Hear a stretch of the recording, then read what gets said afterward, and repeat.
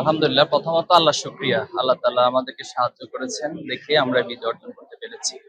এই বিজয়টাকে শুধু ছাত্র শিবিরের বিজয় হিসেবে আমরা বলবো না। এটা আমি ইতিপূর্বেও বলেছি। এই বিজয়টা যারা এখানে অংশগ্রহণ করেছেন, যারা জয়লাভ করতে পারেনি তাদের বিজয়।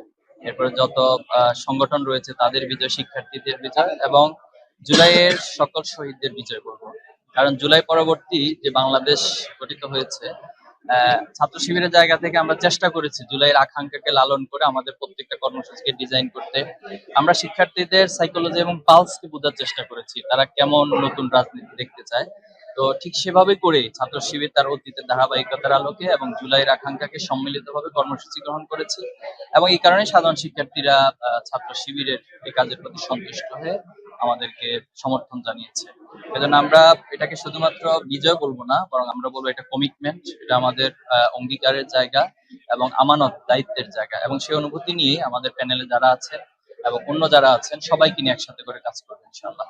এখন শিবিরকে ট্যাগিং করা প্রতি অনেকটা লাল কার্ড দেখিয়েছে ঢাকা ইউনিভার্সিটি এবং জাহাঙ্গীরনগর বিশ্ববিদ্যালয়ের শিক্ষার্থীরা।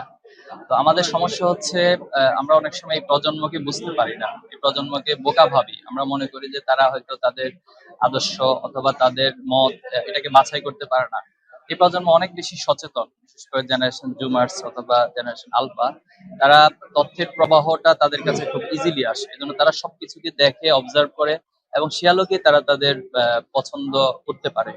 এজন্য ট্যাগিং এর রাজনীতি আমরা মনে করি এই নির্বাচনগুলোর মধ্য দিয়ে নিঃশেষ হয়ে গেছে।